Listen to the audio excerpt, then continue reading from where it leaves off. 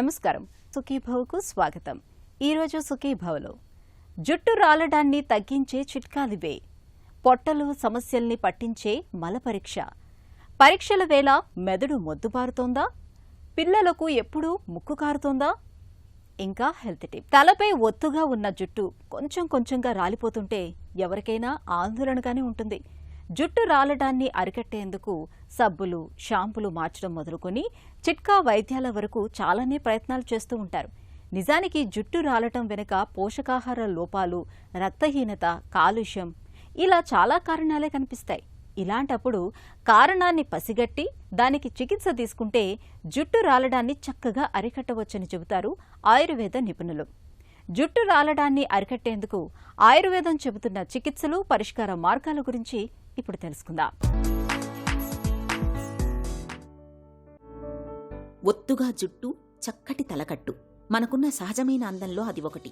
ఇక వెంట్రుకలు ఊడిపోతున్నాయంటే మన అందంలో ఏదో చేజారిపోతున్నంత ఆందోళన, దాన్ని ఎలాగైనా కాపాడుకోవాలన్న తాపత్రయం. ఇంతకీ ఈ సహజమైన కేశాలు మన తల మీద నుంచి ఎందుకు ఊడి పడిపోతాయి? ఇందుకు మనం తీసుకునే ఆహార పదార్థాలు మొదలుకొని ఒంట్లో ప్రకోపించే పిత్తదోషాలు, తీవ్రమైన వేడి, ఒత్తిళ్లు, ఆందోళనలు ఇలా చాలా కారణాలే కనిపిస్తాయి. ప్రతిరోజు మనం తల దువ్వుకునేటప్పుడు కానీ, తలస్నానం చేసేటప్పుడు కానీ, తలకు నూనె రాసుకునేటప్పుడు కానీ సుమారు 50 వెంట్రుకల వరకు రాలే అవకాశం ఉంటుంది. ఇది సహజమే. అయితే ఇంతకు మించిన సంఖ్యలో వెంట్రుకలు రాలుతుంటే మాత్రం శ్రద్ధ వహించాలి. జుట్టు రాలడాన్ని ఆయుర్వేదం ఇంద్రలుప్తమని, ఖాళిత్యమని పిలుస్తుంది. కొంతమందికి సీజనల్గా కూడా ఊడిపోతూ ఉంటుంది. అప్పుడు కొన్ని ఆహార విహారాల్లో జాగ్రత్తలు తీసుకుంటూ, ముఖ్యంగా ఏంటంటే నాన్ వెజిటేరియన్స్కి ఏంటంటే కొన్ని రకాలైన ఆహార పదార్థాలు తినడం ద్వారా, అంటే కొల్లాజన్ హైగా ఉండే ఆహార పదార్థాలు అధికంగా తీసుకుంటే కనుక వాళ్ళకి జుట్టు ఊడడం చాలా మటుకు తగ్గుతుంది. ముఖ్యంగా ఏంటంటే ఫిష్ చాలా మంచిది. ఫిష్ వల్ల ఒమేగా 3, ఒమేగా 6 ఫ్యాటీ యాసిడ్స్ ఉంటాయి కాబట్టి అది జుట్టుకి హెల్ప్ చేస్తూ ఉంటుంది పెరగడానికి, అలాగే ఊడకుండా ఉండడానికి. అలాగే గుడ్డు కూడా మంచిది, గుడ్డు కూడా తినచ్చు. కొంతమంది నాన్ వెజిటేరియన్స్ కూడా నాన్ వెజ్ తీసుకోరు, అప్పుడు గుడ్డు తీసుకోవచ్చు వాళ్ళు. అలాగే వెజిటేరియన్స్ కూడా గుడ్డు తీసుకోవచ్చు. అదేవిధంగా మరీ గుడ్డు తినని వాళ్ళైతే ఆహారంలో కొల్లాజన్ హైగా ఉండే కొన్ని పదార్థాలు ఉంటాయి, లెగ్యూమ్స్ లాంటివి, అలాగే కొన్ని ఫ్రూట్స్ తీసుకోవడం ద్వారా, బ్రొక్కోలీ, అలాగే అవకాడో లాంటివి తీసుకోవడం, అంటే ఒమేగా 3, ఒమేగా 6 ఫ్యాటీ యాసిడ్స్ అధికంగా ఉండే ఫ్లాక్ సీడ్స్ లాంటివి తీసుకోవడం ద్వారా కూడా వీళ్ళకి మంచి లాభం ఉంటుంది. అలాగే ఫ్రూట్స్ తీసుకోవడము, సి విటమిన్ హైగా ఉన్న ఫుడ్ తీసుకోవడము, నియాసిన్ అధికంగా ఉన్న ఫుడ్ తీసుకోవడం, అంటే ఇవన్నీ కూడా మనకి తెలుస్తుంది. మనకి కొన్ని బుక్స్ రిఫర్ చేయడం కానీ, లేదంటే గూగుల్ రిఫర్ చేసుకుంటే కూడా చాలామంది చేస్తున్నారు. అది ఏదైనా ఉన్నా కానీ డెఫిషియన్సీ ప్రాబ్లమ్స్ వచ్చాడు. కొంతమంది పూర్తిగా ఆహారంలో రైస్ మానేస్తూ ఉంటారు. రైస్ అంటే స్టార్చీ ఫుడ్ కొంత అవసరం ఉంటుంది మనకి ఆహారంలో. పూర్తిగా నాన్ వెజిటేరియన్ తినాలి అంటే, ఉత్త మాంసం ఒక్కటే తినాలంటే మనం జంతువులం కాదు కాబట్టి మాంసంతో పాటు అరగడానికి కొన్ని కార్బోహైడ్రేట్స్ తీసుకోవాలి. కాబట్టి పిండి పదార్థాలు కూడా మానకూడదు. కొంతమంది బాగా డైటింగ్ చేస్తూ ఉంటారు, ఎనోరెక్సియా నర్వోసా అంటాం మనం. వాళ్ళు పూర్తిగా తిండి మానేసి కక్కేస్తూ తింటూ రకరకాలుగా ఉంటారు వాళ్ళు. అలాంటి వాళ్ళు కూడా జుట్టు ఊడిపోతుంది. కాబట్టి ఏదైనా ఉన్నా కానీ స్టార్చీ ఫుడ్ కూడా తీసుకోవచ్చు. ముఖ్యంగా చిలకడ దుంప చాలా మంచిది. అది అట్లీస్ట్ వారానికి 1-2 రోజులు తినడం ద్వారా, కొంతమంది డైట్లో ఉంటారు, వాళ్ళకు కూడా ఇది తీసుకోవచ్చు, మంచిది కూడా ఇది. జుట్టు పొడిబారడం, రాలిపోవడం, చుండ్రు, నెత్తిమీద ఇన్ని సమస్యలుంటే ఎవరికైనా మనసు ప్రశాంతంగా ఉండదు. ఇలాంటప్పుడు జుట్టు రాలడాన్ని అరికట్టడానికి ఆయుర్వేదం కొన్ని ప్రత్యేకమైన పరిష్కారాల్ని చెప్తుంది. కోడిగుడ్డు, పెరుగు, అరటిపండు, ఆలివ్ నూనె, నిమ్మరసాల మిశ్రమాన్ని జుట్టుకు పట్టిస్తుంటే మంచి ఫలితం కనిపిస్తుంది. ఈ మిశ్రమం తయారు చేయడానికి 2 టేబుల్ స్పూన్ల పెరుగులో 1 గుడ్డు పగలగొట్టి వెయ్యాలి. దీనికి సగం అరటిపండు, నిమ్మరసం, ఆలివ్ నూనె 1 టీ స్పూన్ చొప్పున జోడించాలి. దీనిలో విటమిన్ ఈ క్యాప్సూల్ కూడా 1 కలిపి బాగా కలియతిప్పి మిశ్రమాన్ని తయారు చేసుకోవాలి. షాంపూతో తలస్నానం చేసిన తర్వాత ఈ మిశ్రమాన్ని కుదుళ్ల వరకు పట్టించాలి. 15 నుండి 20 నిమిషాలు అలాగే ఉంచి మంచినీటితో శుభ్రం చేసుకోవాలి. బయోటిన్తో పాటు అనేక పోషకాలుండే గుడ్డు కుదుళ్లకు బలాన్ని చేకూరుస్తుంది. పెరుగు వెంట్రుకల కుదుళ్లని మూలాల నుంచి పూర్తిగా శుభ్రపరుస్తుంది. అరటి, ఆలివ్ నూనెలు పొడిబారిన చర్మానికి తిరిగి జీవాన్ని తీసుకొస్తాయి. నిమ్మరసం వెంట్రుకలకు మెరుపు తెస్తుంది. చిట్కాల విషయానికి వచ్చేసరికి చాలా రకాలైన చిట్కాలు మనం తీసుకోవచ్చు. ముఖ్యంగా ఆహారంలో కనుక సి విటమిన్ రిచ్ ఫుడ్లో ముఖ్యంగా త్రిఫలా చాలా మంచిది. త్రిఫలాన్ని మీరు ప్రతిరోజు ఒక అరచెంచాడు చొప్పున తీసుకుంటే అది జుట్టు ఊడకుండా ఉండడానికి చాలా బాగా సహాయపడుతుంది. ఎందుకంటే highest amount of antioxidants ఈ త్రిఫలాలో ఉంటాయి. దీన్ని రసాయనం అని చెప్పడం జరిగింది ఆయుర్వేదంలో. కాబట్టి త్రిఫల రసాయనం అని తీసుకోవడం ద్వారా, అంటే దీన్ని ఏ రూపంలోనే తీసుకోవచ్చు, పొడి రూపంలో తీసుకోవచ్చు, టాబ్లెట్ రూపంలో తీసుకోవచ్చు, లేహ్యం రూపంలో అంటే ఏంటి తేనె కలిపి కొంచెం బెల్లం కలిపి దాన్ని ఉండలాగా చేసి తీసుకుంటే కూడా చాలా మంచిది. ఇది కాకుండా ఏంటంటే మనకి భృంగరాజన్ దొరుకుతుంది. భృంగరాజన్ కూడా మీరు ఒక అరచెంచాడు చొప్పున, గోక్షూర అని దొరుకుతుంది, దాన్ని కూడా ఒక అరచెంచాడు చొప్పున త్రిఫల కలిపి ఈ 5 ఐటమ్స్ అంటే త్రిఫలాలు ప్లస్ గోక్షూర ప్లస్ భృంగరాజ్ ఈ 5 ఐటమ్స్ సమానంగా తీసుకుని తేనెలో కలిపి దాన్ని పొద్దున సాయంత్రం చొప్పున ఒక సుమారు 45 రోజుల వరకు తీసుకుంటే కనుక చాలా మంచిగా ఉంటుంది. దీనికి అనుపానం ఏంటంటే ఒక కప్పుడు పాలు లేదంటే మంచినీళ్ళు, గోరువెచ్చటి నీళ్ళు తీసుకోవడం ద్వారా మంచి గుణం ఉంటుంది. చికిత్స విషయానికి వచ్చేసరికి అంటే ఏ విధమైన కారణం చేత వీళ్ళకి జుట్టు ఊడిపోతుంది అంటే కొంతమందికి BCOD తోటి ఊడితే దానికి మూల కారణం చికిత్స తీసుకోవాల్సిన అవసరం ఉంటుంది. అలాగే థైరాయిడ్ ప్రాబ్లం ఉందనుకోండి, థైరాయిడ్లో చాలా మలచగా అయిపోతూ ఉంటుంది. వాళ్ళకి అర్లీ స్టేజ్లో వాళ్ళు డయాగ్నోస్ చేసుకుంటే కనుక దాన్ని చాలా చక్కగా అరికట్టచ్చు. ఎందుకంటే థైరాయిడ్కి రెగ్యులేట్ చేసేందుకు హార్మోన్ ఇచ్చుకుంటూ అలాగే కాల్షియం లాంటిది ఇస్తూ, అంటే ఆయుర్వేదంలో చాలా రకాలైన ఔషధాలు లాంటివి కూడా చెప్పారు. అయితే ఏ కారణాన్ని బట్టి చికిత్స అనేది ఉంటుంది. ముఖ్యంగా ఇందులో ఏంటంటే ప్రవాల పిష్టి అని, మౌక్తిక పిష్టి అని, అలాగే భృంగరాజ ఆసం అని, సరస్వతి అరిష్టాన్ని, ఎందుకంటే ఇవన్నీ మేధస్సు అంటే బ్రెయిన్ మీద స్ట్రెస్ పడినప్పుడు కూడా జుట్టు ఊడిపోతుంది కాబట్టి నేను బ్రహ్మి అనేది చెప్పడం జరిగింది. అశ్వగంధ కూడా చాలా బాగా పనిచేస్తుంది, అలాగే చవనప్రాశ కూడా పనిచేస్తుంది. అంటే వాళ్ళ యొక్క శరీర కాన్స్టిట్యూషన్ బట్టి, వాళ్ళ బరువుని బట్టి, వాళ్ళు ఉండే పరిస్థితిని బట్టి మనం ఈ మందులు వాడితే కనుక చాలా మంచి గుణం ఉంటుంది. చాలా త్వరగా కూడా రికవర్ అవుతారు. కొంతమందికి ఆల్ ఆఫ్ ఎ సడన్ కూడా ఊడిపోతూ ఉంటుంది, కంగారు పడుతూ ఉంటారు. అలాంటి వాళ్ళకు కూడా మనం ఈ రసాయన చికిత్స ఏదైతే ఉందో అది ఇస్తే కూడా చాలా మంచి గుణం ఉంటుంది. నేల మీద గడ్డి మొక్కలు ఏపుగా పచ్చగా పెరగాలంటే నీరు, ఆహారం, పటిష్టమైన వేళ్లు అవసరం. అలాగే మన నెత్తి మీద జుట్టు కూడా ఆరోగ్యంగా ఒత్తుగా పెరగడానికి తలస్నానం మొదలుకొని జుట్టును దువ్వుకోవడం వరకు అనేక జాగ్రత్తలు తీసుకోవాలి. జుట్టు తత్వాన్ని బట్టి షాంపూలను ఎంచుకోవాలి. వారానికి 2 సార్లు తలస్నానం చేయాలి. పొడి జుట్టు ఉన్నప్పుడు తలస్నానానికి ముందు నూనె పెట్టుకోవడం మంచిది. ఆహారంలో జింక్, బయోటిన్ పోషకాలు లభించే వాటిని ఎక్కువగా తీసుకోవాలి. తలను పదే దువ్వడం, తరచూ హెయిర్ డ్రైయర్లు వాడడం వెంట్రుకలకు మేలు చేయదు. ఒత్తిళ్లు, ఆందోళనల్ని సాధ్యమైనంత వరకు తగ్గించుకోవాలి. చుండ్రు, పేను కొరుకుడు వంటి సమస్యల్ని నిర్లక్ష్యం చేయకుండా సకాలంలో తగిన వైద్య సాయం తీసుకోవాలి. ఇలా అన్ని రకాలుగా తగిన జాగ్రత్తలు తీసుకోవడం ద్వారా జుట్టు రాలడాన్ని చాలా వరకు నివారించుకోవచ్చు. మన పొట్ట ఒక విస్మయాల పుట్ట. ఒక పూట బావుంటే మరో పూట ఎక్కడో ఏదో ఒక ఇబ్బంది తలెత్తుతూ ఉంటుంది. అయితే మలబద్ధకం, లేదంటే విరేచనాలు, పొట్టలో గడబిడ, ఆపై అజీర్తి, గ్యాస్ ట్రబుల్, ఇలా సమస్యల చిట్టాకు అంతుండదు. కొంతమందికి ఏం తిన్నా వంట పట్టకుండా ఉంటుంది, మరికొందరికి ఆకలి సరిగ్గా ఉండదు. పొట్టలో తలెత్తే ఇలాంటి సమస్యల గుట్టుమాట్లను తెలుసుకునేందుకు స్టూల్ పరీక్ష బాగా ఉపయోగపడుతుంది. మలం తీరుతెన్నులను పరిశీలించడం ద్వారా పొట్టలో అనారోగ్యాన్ని ఎలా అంచనా వేయొచ్చో ఇప్పుడు తెలుసుకుందాం.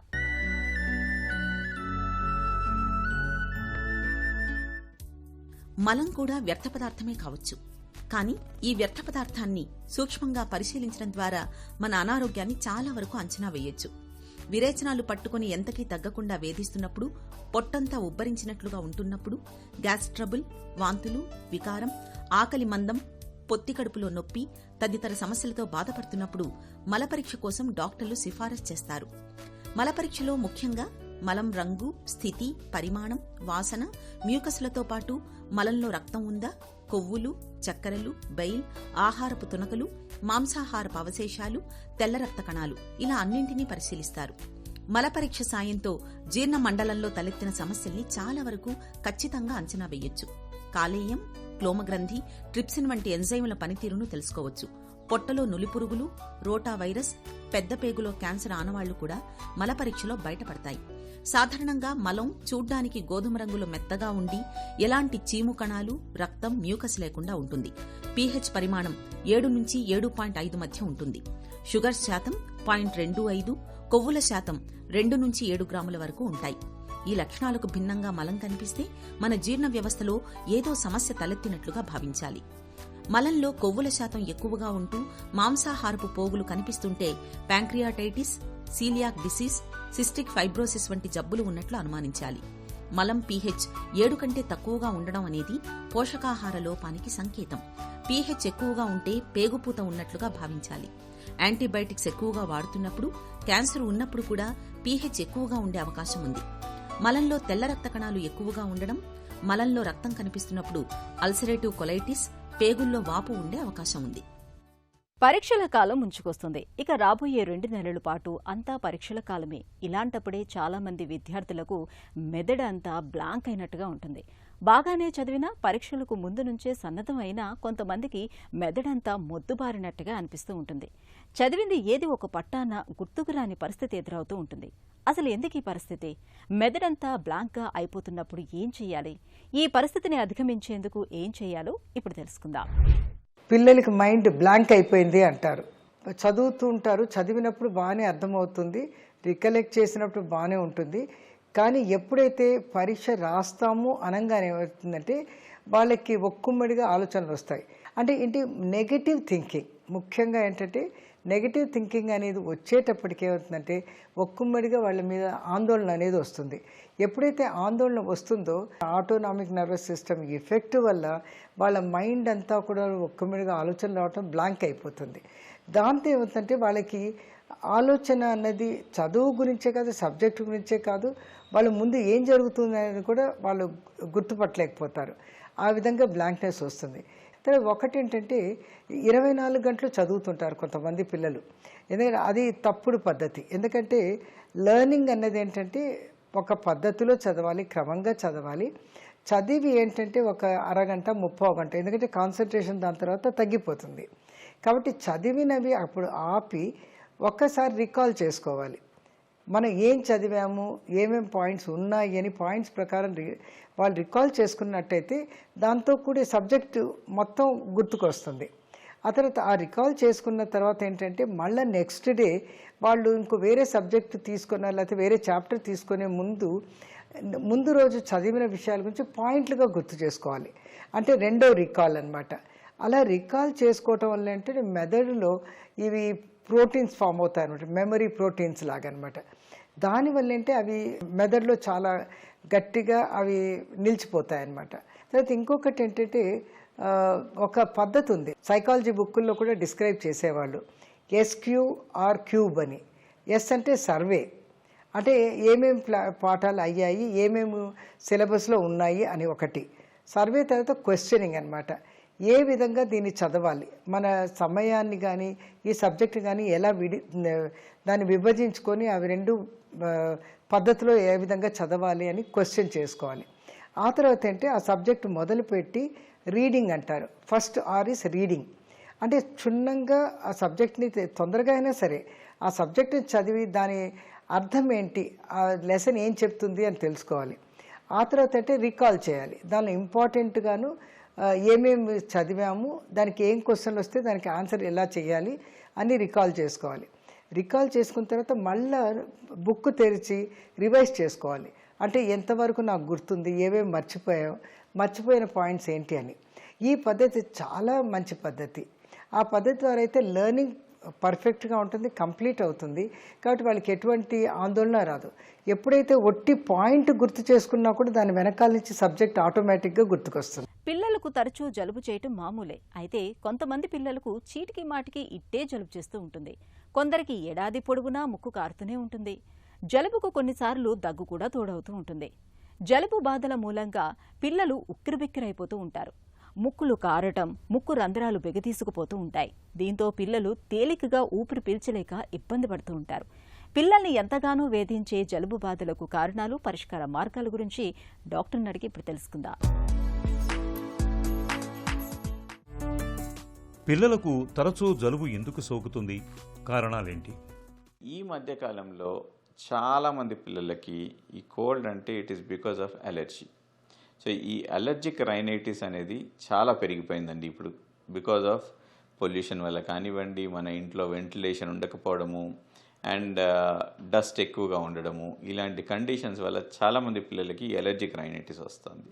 మరి అలర్జిక్ రైనైటిస్ లక్షణాలు ఏంటి అంటే పొద్దున్న లేవగానే తుమ్మడము, కంటిన్యూస్గా ఒక 20 సార్లు తుమ్మడము, లేకపోతే రాత్రి మొత్తం నోస్ అంతా బ్లాక్ అయిపోవడము, అసలు బ్రీతింగ్ చేయడానికి రాకపోవడము, నిద్రలో లేచిపోవడము బికాజ్ ఆఫ్ బ్రీతింగ్ అందక, ఆర్ ముక్కు ఎప్పుడు హెవీగా ఉండడం, కానీ హెడ్ అంతా హెవీగా ఉండడం, ఈ సైనసెస్ అన్ని నిండిపోయినట్టు కనిపించడము, ఇవన్నీ కామన్గా ఈ అలర్జిక్ రైనైటిస్ సిమ్టమ్స్ అండి. ఈ అలర్జిక్ రైనైటిస్ అనేది ఈ సీజన్లో అంటే వింటర్ సీజన్లో కనిపిస్తూ ఉంటుంది, కొన్నిసార్లు సమ్మర్ సీజన్లో కూడా కనిపిస్తూ ఉంటుంది, రైనీ సీజన్లో కూడా కనిపిస్తూ ఉంటుంది. సమ్మర్లో చాలా మటుకు తక్కువ అండి ఈ అలర్జిక్ రైనైటిస్, బికాస్ వెదర్ డ్రైగా ఉన్నప్పుడు, వెదర్ హాట్గా ఉన్నప్పుడు అంత ఎలర్జీ ఉండదు. బట్ అదర్వైజ్ వింటర్లో కానీ రైనీ సీజన్లో కానీ కామన్గా ఈ అలర్జిక్ రైనైటిస్ కనిపిస్తూ ఉంటుంది. పిల్లల్లో జలుబు బాధలు ఎలా ఉంటాయి? కాంప్లికేషన్లు ఏమైనా? కామన్గా కోల్డ్కి వచ్చి ఒకటి నేజల్ డిశ్చార్జ్ ఒకటి కామన్ థింగ్ అండి. నేజల్ డిశ్చార్జ్ మనం అడిగేది ఏంటంటే వైట్గా ఉందా లేదా గ్రీన్గా ఉందా. వైట్గా ఉండే ట్రాన్స్పరెంట్గా ఉండే nasal discharge indicates either viral ఇన్ఫెక్షనో లేకపోతే ఇంకేదైనా ఎలర్జీ వల్లనో వస్తూ ఉంటుందండి. గ్రీన్గా కానీ ఎల్లోగా కానీ ఉన్నది అంటే that means it is probably some infection. So ఈ సైనసైటిస్ అయినప్పుడు ఈ కోల్డ్ సైనసెస్లోకి వెళ్ళి సైనసైటిస్ కాజ్ చేసినప్పుడు ఈ మ్యూకస్ అనేది గ్రీన్గా కానీ ఎల్లోగా కానీ మారుతూ ఉంటుంది. అలాంటప్పుడు మనం దాని ఇన్ఫెక్షన్కి ట్రీట్ చేసుకోవడము, యాంటీబయాటిక్స్ వాడడము, లేకపోతే ఇంకేదన్నా స్టీమింగ్ అట్లాంటివి చేసుకుంటే కొంచెం ఉపశమనం దొరకచ్చండి. పిల్లలకు జలుబు చేసినప్పుడు ఏం చేయాలి, ఏం చేయకూడదు? First of all, if it's just a viral infection అనుకోండి, మనం దానికి ఏమీ చేయాల్సిన అక్కర్లేదు. దాన్ని జస్ట్ ఒక 5-6 రోజులు వదిలేస్తే అదే బాడీనే దాన్ని ఫైట్ చేసుకొని తగ్గించుకుంటుందండి. కోల్డ్ మరీ సివియర్గా ఉంది, బ్రీతింగ్ చేసుకోవడానికి ఇబ్బంది అవుతోంది, ఆర్ మన దినచర్యకి అడ్డం వస్తుందంటే మాత్రం అప్పుడు you can use those cold medicines. Otherwise ఒక 4-5 రోజులు వదిలేస్తే జనరల్గా అదే సర్దుకుంటుంది. ఇంకా పిల్లల్లో వచ్చే మెడిసిన్స్, మేము వాడే మెడిసిన్స్ ఏంటంటే, ఒకటి యాంటీహిస్టమిన్స్ అంటాం, వేర్ ఇలాంటివి తగ్గించడానికి. రెండోది నేజల్ డ్రాప్స్ వాడతామండి. నేజల్ డ్రాప్స్లో సలైన్ డ్రాప్స్ అంటారు, వేర్ ముక్కులో ఉప్పు నీళ్ళలాగా, సో అది ముక్కుని కొంచెం లూబ్రికేట్ చేసి కొంచెం బెటర్గా గాలి ఆడేటట్టు హెల్ప్ చేస్తుందండి. ఇది కాకుండా కొన్ని డీకంజెస్టెంట్స్ ఉంటాయి, వేర్ ముక్కులో వేస్తే అట్లీస్ట్ ఒక 6 hours 8 hours ముక్కు కారకుండా హెల్ప్ చేస్తుందండి. సో ఇలాంటివి మనం యూజ్ చేసే మెడిసిన్స్. ఇది కాకుండా యాంటీబయాటిక్స్ అనేవి సాధారణంగా అవసరం లేదండి కోల్డ్లో. And 99% of the colds don't require an antibiotic. Majority of the colds these days are because of allergy అండి. సో అలర్జీ ఉన్నందుకు వస్తున్నాయి కాబట్టి అలర్జీకి అది కంప్లీట్లీ డిఫరెంట్ రూట్. దాంట్లో మనకి ఏది కాజ్ చేస్తుంది అలర్జీ కనుక్కోవడం. మనకు డస్ట్కి ఉందనుకోండి, డస్ట్ లేకుండా ఎలా ఉండాలి, ఇంట్లో ఏం చేయొచ్చు డస్ట్ తగ్గించడానికి, మన ఇల్లు మెయిన్ రోడ్ మీద ఉంటే దాన్ని మారొచ్చా, లేకపోతే రోజుకి 2 సార్లు 3 సార్లు వెట్ మాప్ చేసుకోవడము. అండ్ ఇది కాకుండా కర్టెన్స్, కార్పెట్స్ వీటన్నిటిని రెగ్యులర్గా వ్యాక్యూమింగ్ చేసుకోవడం, సోఫా సెట్స్ ఇలాంటివి ఉన్నప్పుడు వాటిని రెగ్యులర్గా వ్యాక్యూమింగ్ చేసి, ఇంకా ఇదే కాకుండా ఎయిర్ ప్యూరిఫైయర్స్, కొందరికి ఎయిర్ ప్యూరిఫైయర్స్ హెల్ప్ చేస్తాయండి.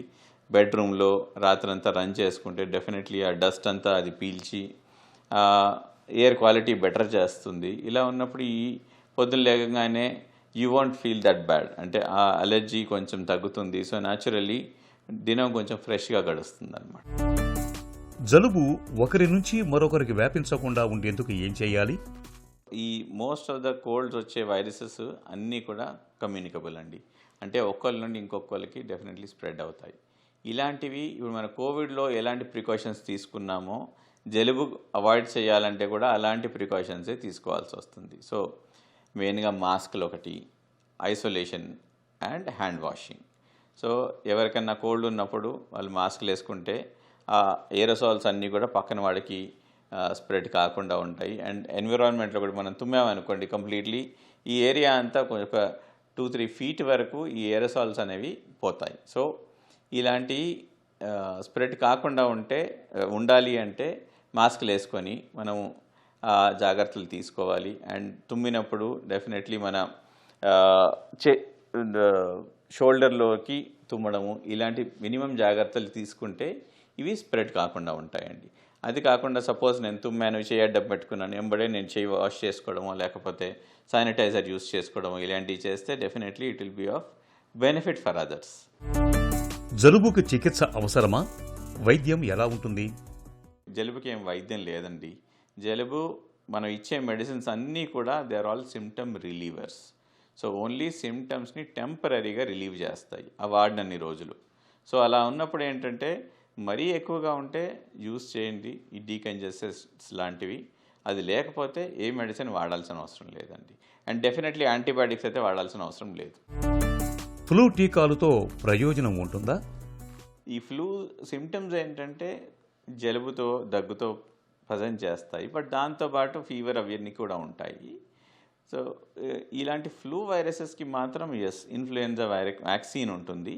అది ఎవ్రీ ఇయర్ యూజువలీ జూన్ జూలైలో వేర్ మనకి సిమ్టమ్స్ ఇక్కడ ఇండియాలో ఆర్ సౌత్ ఇండియాలో స్టార్ట్ అయ్యేది జూలై ఆగస్ట్లో స్టార్ట్ అవుతాయి. కాబట్టి మనం జూన్ జూలై సీజన్లో ఫ్లూ వ్యాక్సిన్ వేసుకుంటే అట్లీస్ట్ 1 year పాటు దాని ప్రొటెక్షన్ ఉంటుంది. ఇలాంటి కొన్ని ఇన్ఫెక్షన్స్ మనం డెఫినెట్లీ ప్రివెంట్ చేసుకోవచ్చు అండి. ప్రీమెచ్యూర్ పిల్లల్లో రాకుండా చూసుకోవడం ఇంపార్టెంట్ అండి. ఇది ఎందుకు అంటే వీళ్ళకి జలుబు వచ్చేసి వీళ్ళకి లంగ్స్ ఇమ్మెచ్యూర్గా ఉంటాయి కాబట్టి ఆ జలుబుతో పాటు అది లంగ్స్లోకి సోకి బ్రాంక్యోలైటిస్ అని వీళ్ళకి న్యూమోనియాస్ ఇవన్నీ చాలా ఫాస్ట్గా స్ప్రెడ్ అవుతాయండి. ఇలాంటి పిల్లల్లో మాత్రం డెఫినెట్లీ జాగ్రత్తగా ఉండి ఇలాంటి పిల్లల్ని దూరంగా ఉంచి వాళ్ళని ప్రాపర్ ఐసోలేషన్లో ఉంచి మేనేజ్ చేయడం చాలా బెటర్. మన ఇంట్లో ఎవరికి వచ్చినా కానీ కోల్డ్ కాఫ్ అలాంటి పిల్లల దగ్గర పోకపోవడం ఇంపార్టెంట్ అండి. ఇలాంటి పిల్లల కోసము న్యూగా ఒక డిఫరెంట్ వ్యాక్సినేషన్ కానివ్వండి అండ్ మోనోక్లోనల్ యాంటీబాడీస్ అంటారు, ఇవన్నీ ఆర్ఎస్వి అని ఒక పర్టికులర్ వైరస్ ఉంది. దానికి విరుగుడుగా ఈ యాంటీబాడీస్ ఇవన్నీ కూడా రీసెంట్గా యుఎస్లో వ్యాక్సిన్స్ ఇవ్వడం మొదలెట్టారు. అది కాకుండా ఇండియాలో కూడా ఈ యాంటీబాడీస్ వచ్చినాయి. సో ఈ ప్రీమెచ్యూర్ పిల్లలకి ఇది హెల్ప్ అవుతుంది. జలుబు బాధలకు వైరస్ ఇన్ఫెక్షన్లతో పాటు అలర్జీలు కూడా కారణమే. కాబట్టి ఇంటిని పరిసరాల్ని పరిశుభ్రంగా ఉంచుకోవాలి. దుమ్ము ధూళి ఇతర అలర్జీ ప్రేరేపకాలు లేకుండా చూసుకోవాలి. ఏడాదికోసారి ఫ్లూ టీకాలను ఇప్పించడం మరీ మంచిదే. ఒక చిన్న చిట్కా మీకోసం. పైల్స్తో బాధపడుతున్నప్పుడు రోజు మొత్తంలో సాధ్యమైనంత ఎక్కువగా నీళ్లను తాగటాన్ని అలవాటు చేసుకోండి. మజ్జిగలోకి కొద్దిగా ఉప్పు, కొద్దిగా నిమ్మరసాన్ని పిండుకొని తాగటం మరీ మంచిది.